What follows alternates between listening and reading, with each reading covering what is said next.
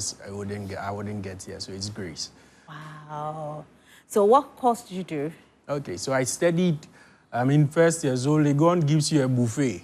So you select a certain, or you have a group of courses. Then as you graduate, you tend to drop some of them. So I started off with political science, philosophy and classics, and then archaeology. Fast forward, I dropped political science and then classics, and then ended up with just philosophy and archaeology. So I graduated Bachelor's of Arts in Philosophy and Archaeology. Wow. Yeah. But why these courses, though? Let me tell you the funny reason. So I think when you philosophize too much, you tend to have an aha moment where you tend to look up. So I'll say philosophy helps me think upwards, whilst archaeology makes me dig downwards or think downwards. So that's the funny... You are super smart. But were you born this way? In terms of smartness? Yes, in terms of smartness. I would say yes. But to some extent, I train myself. So I believe I have an untrained self or untrained memory or brain, and then I have a trained brain. So to achieve what I did, it's more of my trained self that I used to achieve. But on the normal, I would say I'm an average person. But I love reading, and reading got me into all this. So, wow. Yeah. And you're a visually impaired person? Yes, please. So you can't see at all? So I think when you go to the hospital and you have an eye issue, they let you read from the vision board. So I can't see the letters on the vision board at all. Okay. What I see is the hand gestures that the nurse or person doing the vision would show to me. So for the left eye, it's just the hand gesture in terms of movement. That's what I see for my left eye. And that's just about 3 feet. And then for the right, I can see sometimes the hand, the numbers that the person puts on the hand. With the hand? Generally, that's my view. But on the grand scale, I see shapes. I can't see faces. Yeah, generally. So you can see my shape? It's not clear, but I can see maybe you're probably in a white dress. Okay. But the color is not so clear for me from here, but I'm guessing you're in a white dress. Wow. So, again, when you were born, did you have this condition? Were you born with a condition? No. So, I was born, lived my life like the stubborn Alaju boy I was till somewhere class 5. I attended Faith Christian Academy, which is around Kutubabi. So class 5, I felt ill. I fell ill. Went into a drugstore, got myself a malaria. They said it was malaria. Took the malaria drug, and the adverse effects of that drug, they claimed that it had a high amount of sulfur. So it resulted in some form of allergies known as Steven-Johnson syndrome. So that affected my skin, where literally your upper skin is falling or peeling off your lower skin. So you'd lie on the bed and maybe you'd get up and literally your skin is on the bed and all. So that equally affected the eyes. Every part of my body was affected, and that's generally what caused my vision. The side effects of a drug? Yes. So when you sleep, your skin, and it becomes sore? Yes. So I was admitted at Kolibu for, I think, the whole of December, Christmas season, and you happen to find yourself in, so somewhere January, February. That was when I was discharged from the hospital. After, and then I had to still go in for other, medical attendance as well. So in this case, I know, I can only imagine what your parents were going through. Who bought the drug? You bought it yourself or your parents bought it? So I went with my auntie to the drugstore to go and get the medical drug. Okay. So I know, no issues with her helping and all. So no faults for anybody. No faults. No, I'm just trying to find out. Probably it's a drug that was on the market, and only God knows how many people have been affected by this drug. I'm hoping it's not on the market again. I don't think so. Wow. So then you were in the hospital, admitted at the hospital for a whole 1 month, but at that time you still had your sight, right?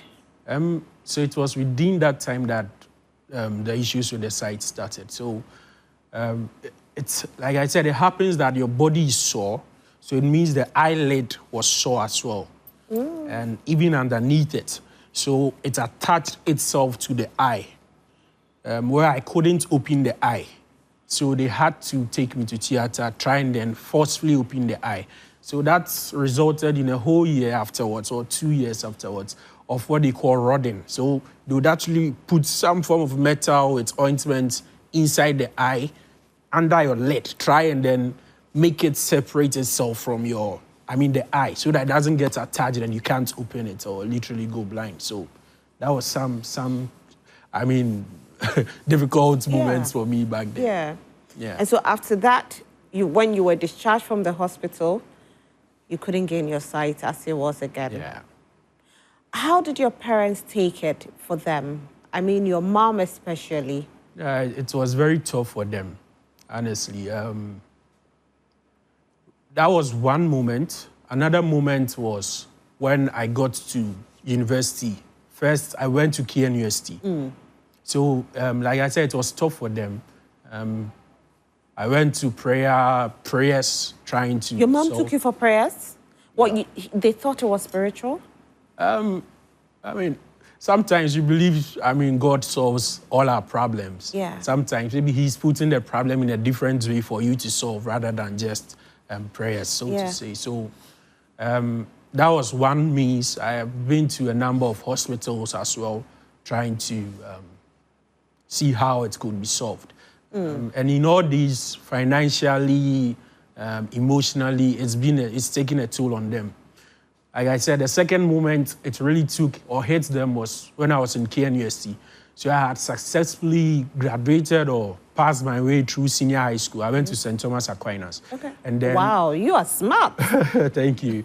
And then in KNUST, I was doing painting and sculpture. I really loved art. You can paint. I still can, if I put my mind to it. Wow. I still can. So even at then, I was having issues with my sight, very serious. If I have to write, I'd have to put my head in the book, draw, I'd have to put my head in the canvas and book or paper as well. But I managed to go to KNUST with that. But in second year, first semester, it so happens that the sight was deteriorating, so to say. So you would go to class and you can't sign the script or the things that, the attendance sheet that's being passed, you can't, that's even if you put your head in there, you can't do it. In art school, they let you draw models or people stand there then or place objects there for you to draw. At first, in senior high school, I would actually get closer to the object, observe it critically, and then come back and come and draw it. But in this case, you even get close and you couldn't still do it. So I now had to find a way to inform them that this is the situation I'm facing at home. And that whole season or period was equally an emotional moment as well for them. So it's really taking a toll on them. But by the grace of God, I know God has given them the power to equally go through this with me. So all thanks to God. All thanks to God. It's just something else. So how did you cope? So is that... I'm trying to find my words. So did you leave KNUST because of that? Yes, please. So you had to defer. Exactly. And you came to University of Ghana. Yeah. So that was when, at that point, you realized that you were almost totally blind. Sure. So that was a transitioning period. How was it for you at that time? It was sad. I think a whole year, about 6 months, if not to the hospital, I would often be in my room. And I used to think through a whole lot of things, but finding my solace in God, and thanks to Living God Temple, they sort of held me. The pastor there at that time, Pastor Alex Akuji, he used to come and tell me that I should come to church. The church, this is my house, and the church is next to his house. Next to our house. So he literally used to come for me or let his child come for me, and then I go to church. At that time, that form of spiritual background equally helped in keeping me okay. At that time, I was equally trying to find solution for my sight. So we went to a hospital, and then they said it could be possible for me to see, but it's a 50-50 chance. So they'll do a cornea transplant, and maybe they'll do it on one eye first. And that would mean a certain amount cost, which my parents wanted or really wanted, or would have done anything they could to make me go through. But like I said, it's a 50-50 chance. So if it's not successful, that would mean you would be totally blind in that eye. So I said, if that's the case, why not? I've heard of people succeeding despite having visual impairment. So why not find a way to equally do that? If it's academically, I do that from that aspect as well. So I went to Ghana Blind Union. I think it's Accra Rehabilitation Center. Went to learn how to use the computer.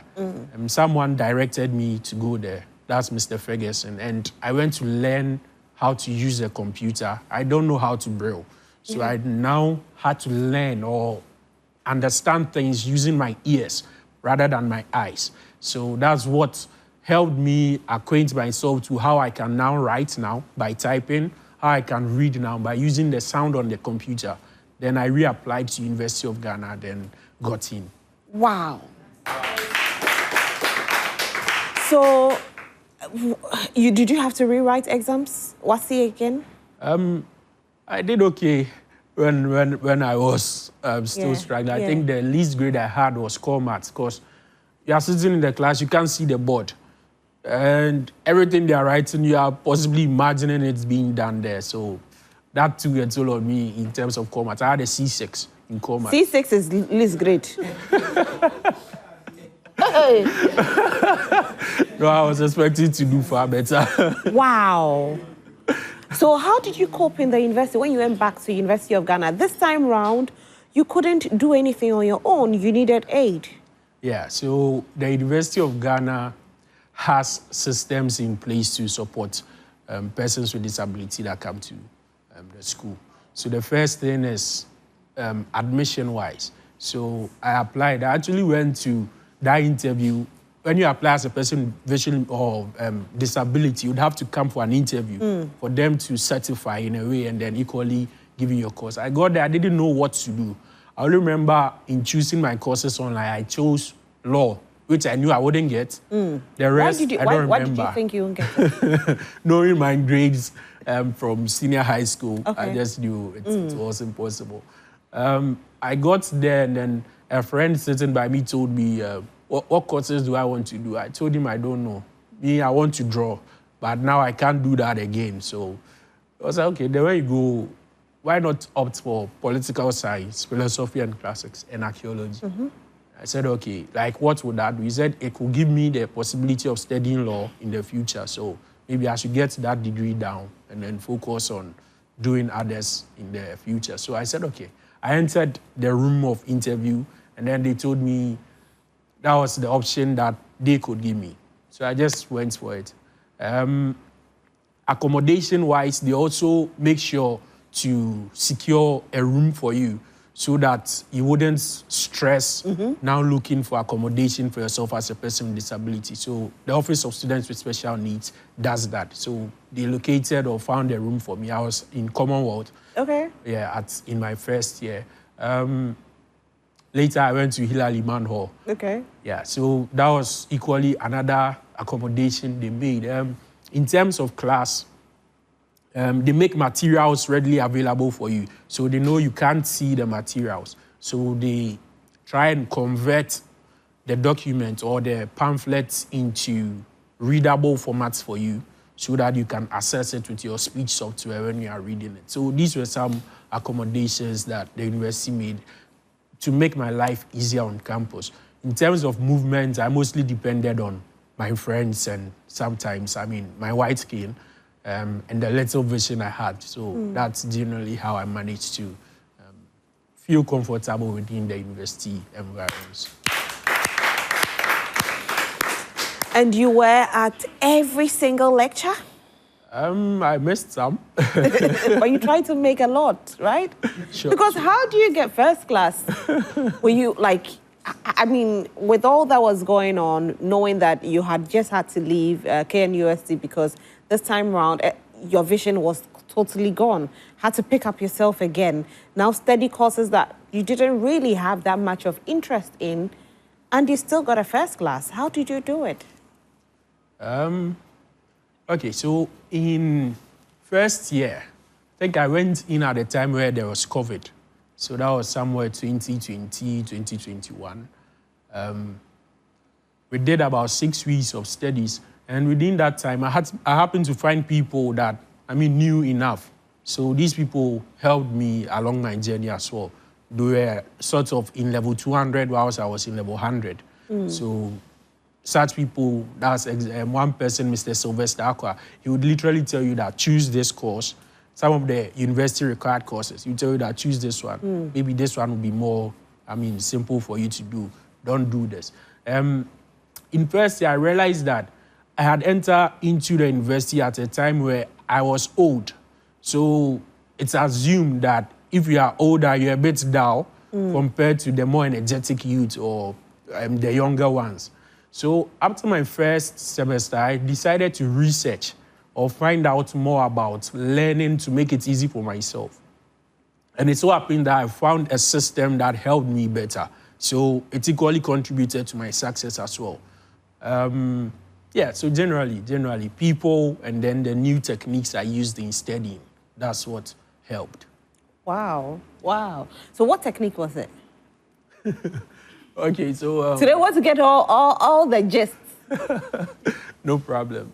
Hopefully, I'll be bringing out a book on that, Imaginative Learning for A+ Performance. Wow. So it dwells on the principle that you can use old things to learn new things. So we do some of them, but maybe we don't realize it. You use alphabets to represent certain things. Maybe Roy G. Beef, if I say Roy G. Beef, everybody sort of knows the colors in the spectrum of rainbow.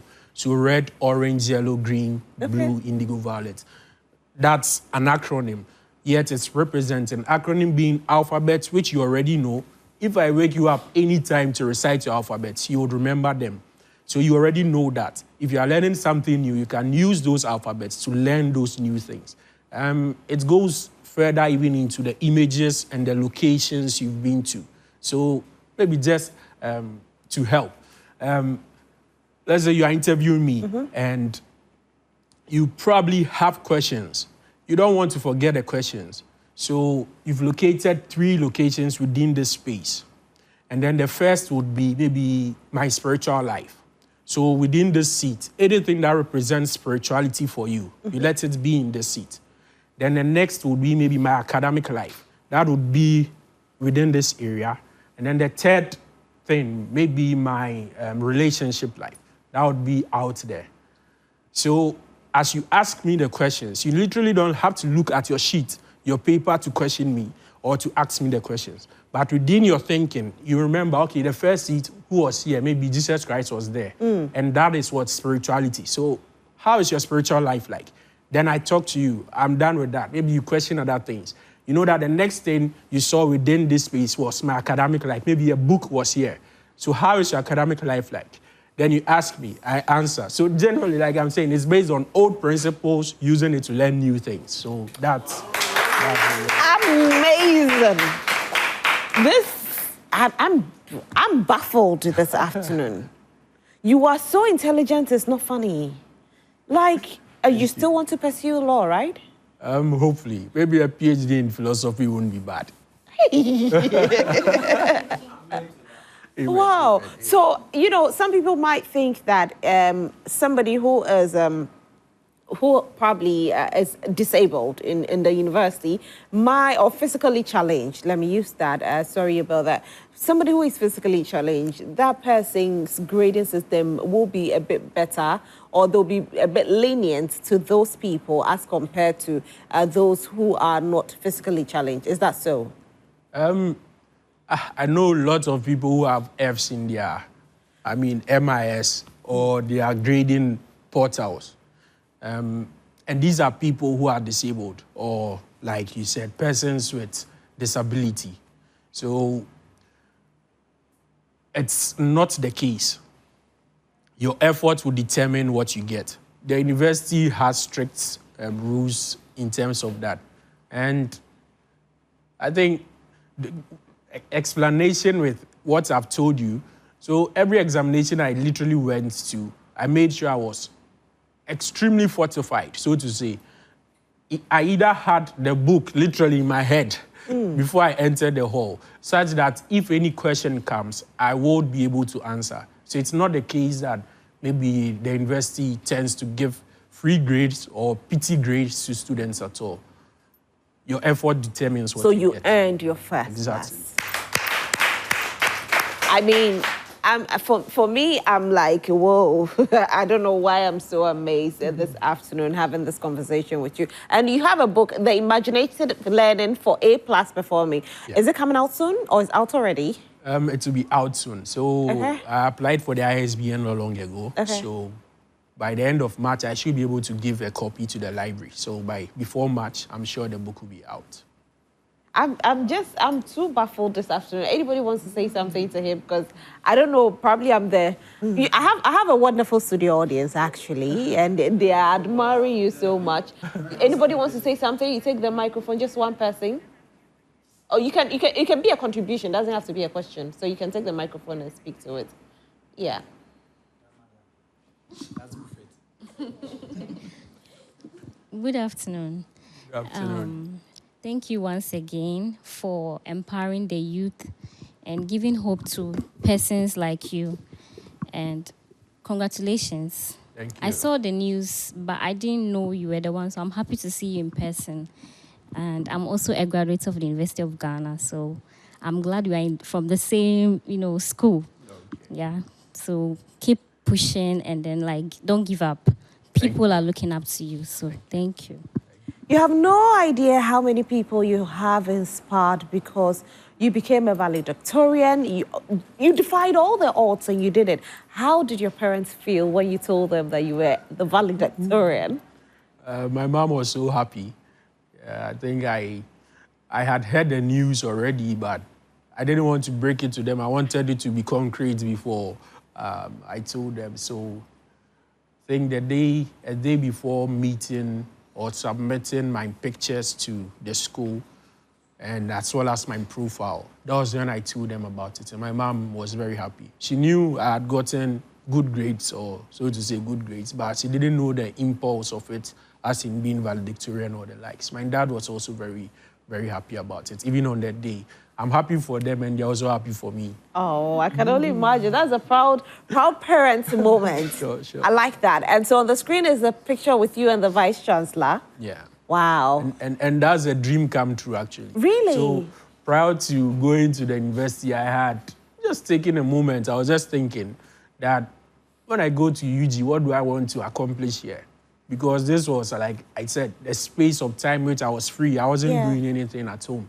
Or I was struggling with my sight as well. So I said, okay, I want to one day shake the hands of the Vice Chancellor. Oh. So that's one. Maybe I want to start a business. That was the second dream. And I actually visualized that moment, actually shaking her hands and all. Maybe it wasn't as is shown on the screen, but a big thank you to Mr. Ransford, Master Ransford Bedu from School of Arts for making it possible to shake the Vice Chancellor too. So, God bless him. And you love to read. You're part of the Readers and Writers Club coordinators. Yeah. That's amazing.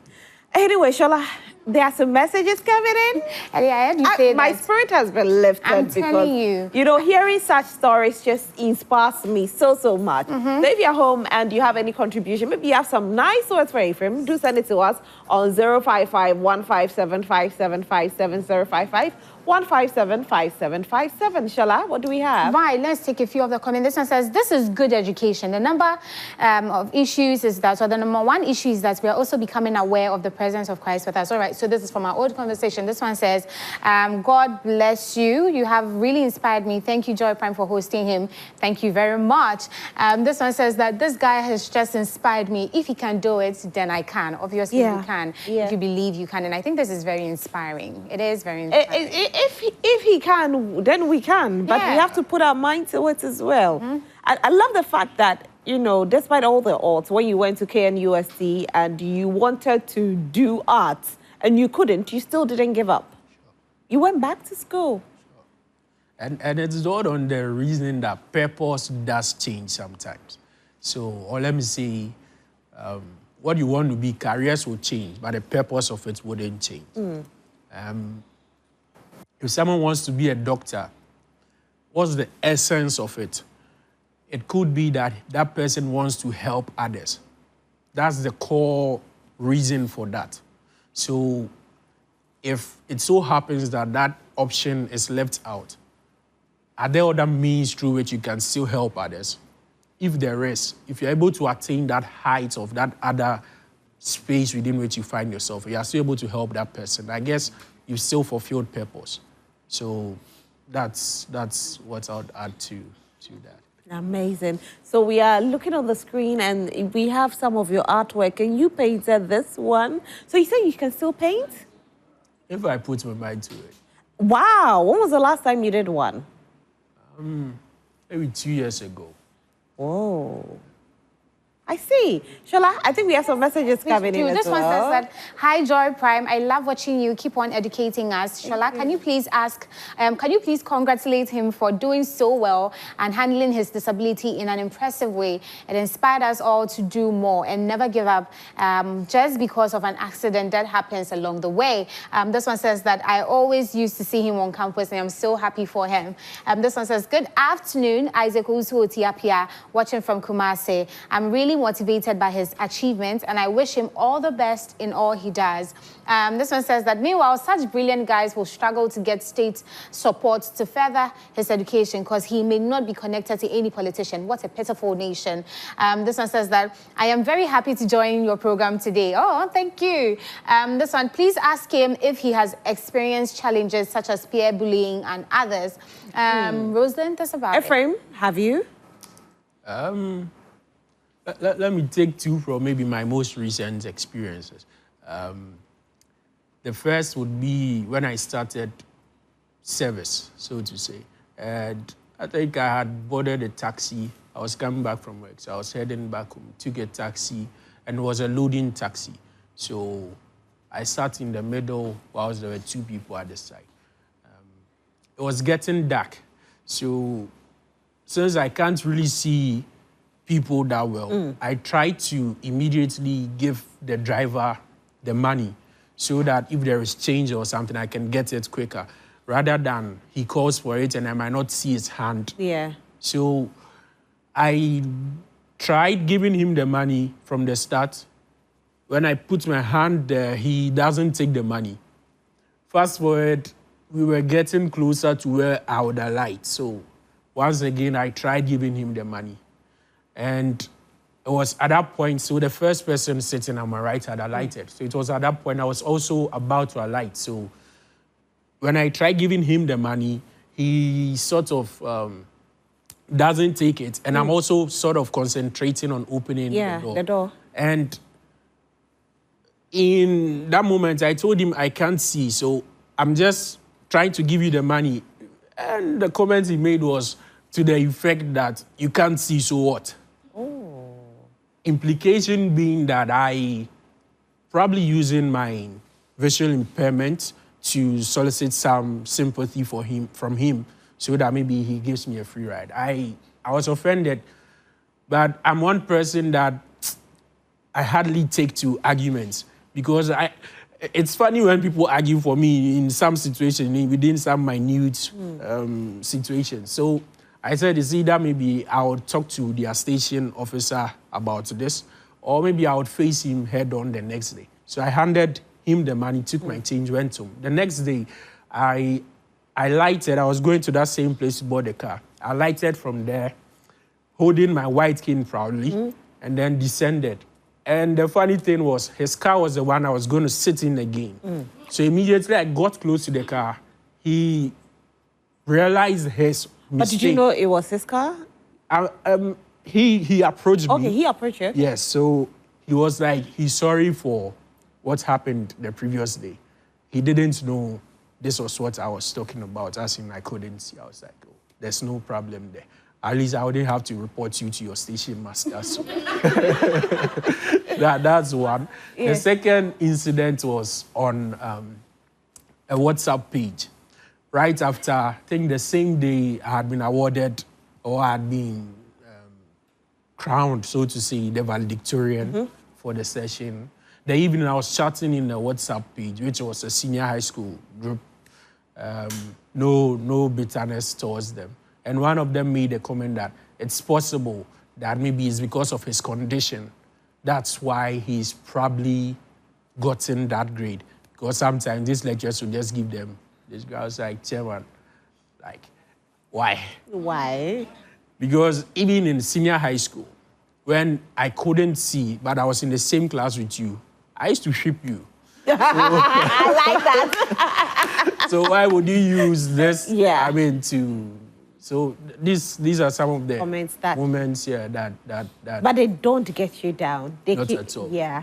We are so proud of you, Ephraim. You are an amazing human being. You are an inspiration to so many people. You have no idea. Yeah. Thank you. Yeah. So, so what are we expecting from you? PhD in?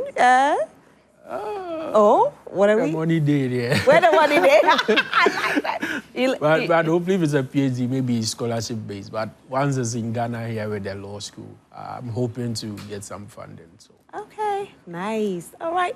So we have this painting. I don't know. It's you have your name on the Okpo. Yeah. So I think you did a Kelvin. Is it Kevin Hart? Kevin Hart, yeah. Yeah. So that was a digital painting. So you do digital painting too? Yeah, I used to. Right now, my supper, I'd have to sharpen my skills again.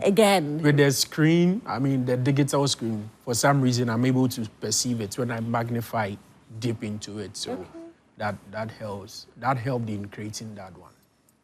So for now, let me ask you, what the future? What do you think or hope for yourself in the next probably 5 years? Okay. 5 years from now, I hope to have succeeded in one of these fields, at least earning something for myself to equally give back to society, whether through the law or through the teaching or philosophy teaching as well, so, or lecturing as well. So earning and giving back to the society through these means. So any of them would be okay. It will happen. And, you know, knowing that you've been able to defy all the odds, there's nothing Ephraim can't do. Once he puts his mind to it, he will do it. So, you know, going through this, is that something that you want to speak to people or the government about how we treat people with a disability? I think the social and the attitude now, conceptions, sometimes is very bad. Because, like I said, from the two initial examples I give, and there are even worse examples when my friends or others are talking about it. So it would first have to start from the people ourselves. I like that whole brouhaha that happened with fix the country, fix yourself. Yeah, I mean, instance. So maybe it will first start from us fixing ourselves, because it's the conceptions that we have that sometimes translates into the way we treat others. So I'd advise, at least find out. You've heard visual impairment, and it seems that this guy seems to be seeing a little. Is it the case that visual impairment transcends just blindness? Try and do a little research for yourself. As you come across these things, like you said, so when they say a physically challenged person, that one would be someone who has an issue with any of his body physique. But what I'm facing is more of a sensory disability. So I can't see, I can't hear, or maybe I can't smell. That could be a disability as well. So find out more. Try finding out these things. Understand the conditions that these people are having, and maybe you treat them better. So that's what I would say. Great. Thank you so much, Ephraim. Thank you so much.